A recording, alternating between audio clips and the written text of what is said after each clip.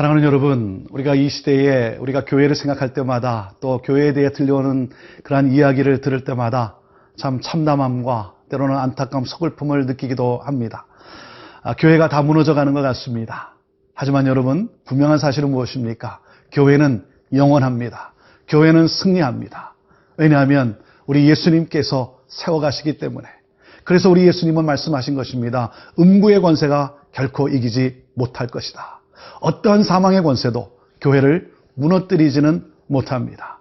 그렇기 때문에 중요한 것은 무엇입니까? 우리 주님이 세워가시는 그 교회에 여러분 우리가 쓰임받는 그러한 일꾼이 되어야 되지 않겠습니까? 사그러지는 없어져 버리는 그러한 삶이 아니라 쓰임받는 그러한 인생. 사랑하는 여러분, 교회를 세우고 그리고 하나님 나라를 확장하는 일에 쓰임받는 그러한 씨앗과 같은 열매를 맺어가는 그러한 귀한 인생. 여기에 하나님의 뜻이 있는 것입니다. 오늘 말씀을 통해서 우리가 씨앗이 되기를 원하고 우리가 정말 주님의 나라를 확장해 나가는 아름다운 열매를 맺는 그러한 우리의 삶이 되기를 간절히 소망해 봅니다. 함께 하나님의 말씀으로 나아갑니다.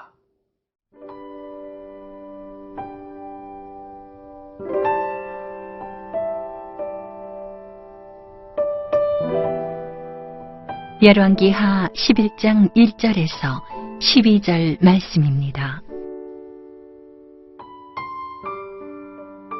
아하시아의 어머니 아달랴가 그의 아들이 죽은 것을 보고 일어나 왕의 자손을 모두 멸절하였으나 요람 왕의 딸 아하시아의 누이 여호세바가 아하시아의 아들 요아스를 왕자들이 죽임을 당하는 중에서 빼내어 그와 그의 유모를 침실에 숨겨 아달랴를 피하여 죽임을 당하지 아니하게 한지라.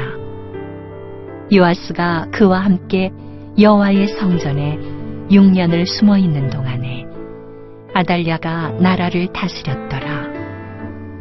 7째 해에 여호야다가 사람을 보내 가리 사람의 백부장들과 호위병의 백부장들을 불러 데리고 여호와의 성전으로 들어가서 그들과 언약을 맺고 그들에게 여호와의 성전에서 맹세하게 한 후에 왕자를 그들에게 보이고 명령하여 이르되 너희가 행할 것이 이러하니 안식일에 들어온 너희 중 3분의 1은 왕궁을 주의하여 지키고 3분의 1은 수루문에 있고 3분의 1은 호위대 뒤에 있는 문에 있어서 이와 같이 왕궁을 주의하여 지키고 안식일에 나가는 너희 중 2대는 여호와의 성전을 주의하여 지켜 왕을 호위하되 너희는 각각 손에 무기를 잡고 왕을 호위하며 너희 대열을 침범하는 모든 자는 죽이고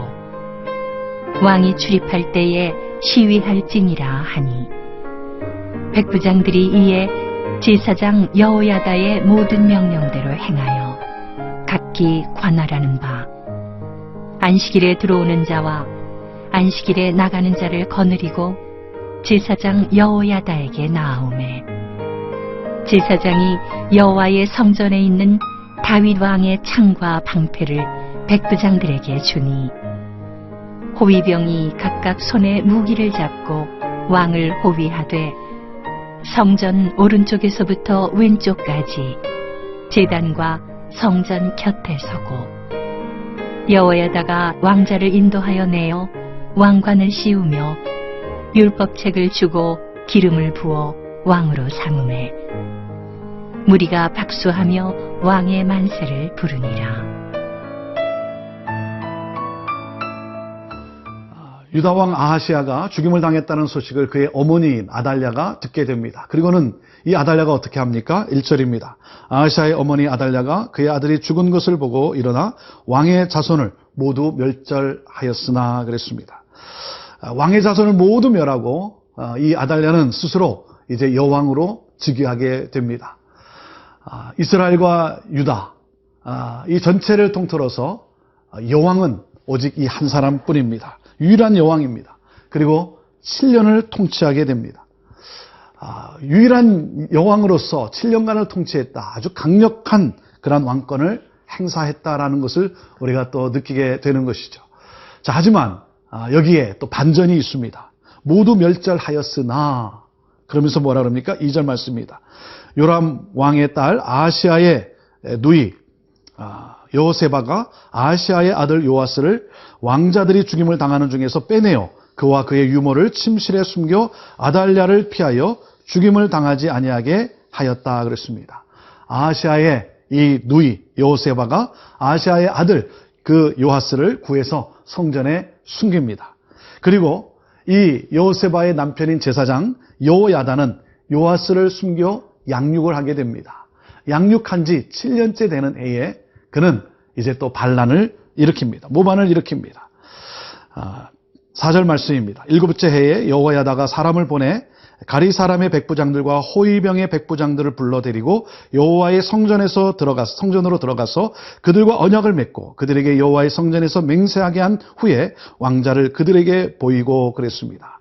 7년째 되는 해에 여왕 이 아달랴에게 대항해서 반란을 일으킵니다. 왜 그렇습니까? 여러분, 이 아달랴의 이름의 뜻은 여호와는 위대하시다라고 하는 뜻이 있습니다. 참 좋은 이름을 가졌습니다. 그러나 이름답게 살지 못한 사람이죠. 그는 혼합 종교 정책을 썼던 것입니다. 그러한 가운데 이 제사장, 바로 그 제사장이 안타깝게 여긴 가운데 이 여호야다가 반란을 일으킨 거죠. 어떻게 보면 자기 장모에게 반란을 일으킨 것입니다. 이 아달랴 여왕을 끌어내리고 처형하는 일을 거행하게 됩니다. 이 제사장으로서 이 반란에 성공할 수 있었던 이유는 이 성전에 무기가 또한 있었고 그런가 하면 이 제사장 무사가 있었다는 것이죠. 그들의 또한 호위병이 있었다는 거죠. 그런가 하면 그에게 동조하는 가리 사람 백부장들이 있었다는 것입니다. 여러분, 가리 사람들은 누구입니까? 다윗 왕조의 충성심이 높았던 사람들입니다. 왜냐하면 이 아달랴가 누굽니까? 다윗 왕조가 아니라 북이스라엘의 공주였고 그리고 이세벨의 딸이었던 것이죠. 그래서 이제 다윗 왕조의 맥을 잇는 일이기 때문에 이 일을 거행할 수가 있었던 것입니다. 그리고 가리 사람들이 거기에 동조할 수 있었다는 거죠. 무슨 말입니까? 명분이 있는 일이었다는 것입니다. 그래서 그들은 이 거사에 성공할 수 있었다는 것이죠. 사랑하는 여러분, 우리가 어떤 일을 할 때 명분이 있어야 합니다. 분명한 명분이 있어야 됩니다. 하나님의 뜻에 합당한 명분. 여기에 여러분 하나님의 은혜가 있고 하나님의 도우심이 있고 그리고 그 역사는 성공할 수가 있는 것이죠. 하나님의 뜻을 거스르는 것, 그것은 결코 여러분 훌륭한 그리고 옳은 명분이 아니기 때문에 그 일은 결코 여러분 성공으로 갈 수가 없다라고 하는 사실입니다. 오늘도 하나님의 뜻을 묻고 그리고 하나님의 뜻에 합당한 그러한 삶의 발걸음을 옮기는 우리 모두가 되기를 주님의 이름으로 축복합니다.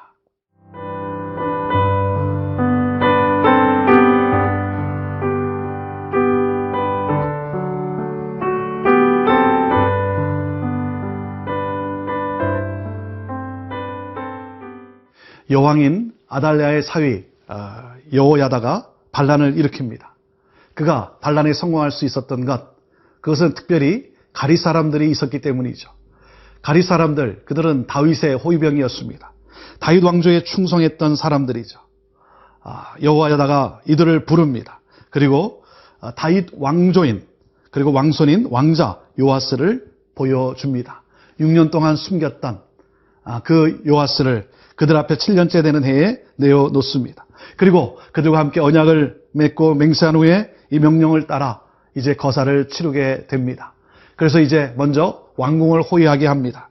왕궁을 호위했다는 것은 여호와 왕이 있는 이 성전을 경비했다는 것이죠. 그리고 그들에게 또한 무기를 가져다 줍니다. 10절 말씀입니다. 제사장이 여호와의 성전에 있는 다윗 왕의 창과 방패를 백부장들에게 주니 11절 호위병이 각각 손에 무기를 잡고 왕을 호위하되 성전 오른쪽에서부터 왼쪽까지 제단과 성전 곁에 서고 그랬습니다. 그에게 다윗의 그 무기를 가져다 주었습니다.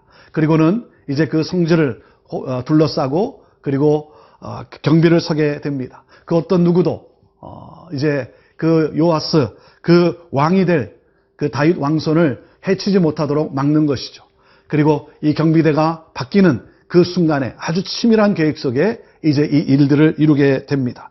그리고 또한 그에게 어떤 일들을 시킵니까? 12절입니다.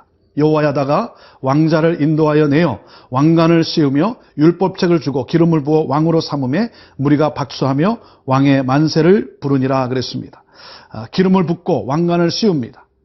그에게 율법책을 가져다 줍니다. 그러한 가운데 성전에 모인 무리가 왕의 만세를 부르며 환영합니다. 요아스 왕의 즉위식을 거행하게 되는 것이죠. 여러분, 하나님의 말씀 율법책을 가져다 주었다. 우리의 삶은 늘 무엇입니까? 하나님의 말씀으로 양육되어야 된다는 것이죠. 하나님의 말씀에 헌신되어야 된다는 것이죠.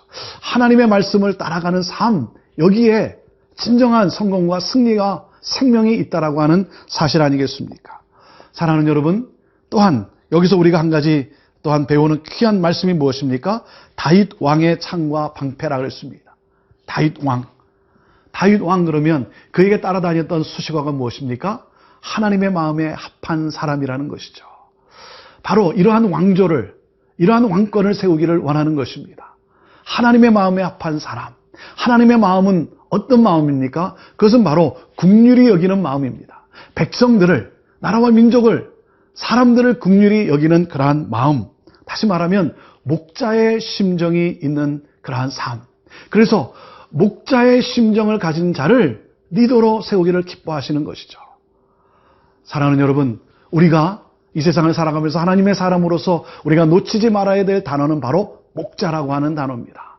긍휼히 여겨주고, 그리고 누가 알아주든 알아주지 않든 간에 하나님이 맡겨준 그 영혼을, 그 생명을 정말 최선을 다해서 감싸줄 수 있는, 그래서 그 영혼을 향해 가슴앓이 할 수 있는 그러한 목자가 되고 싶습니다.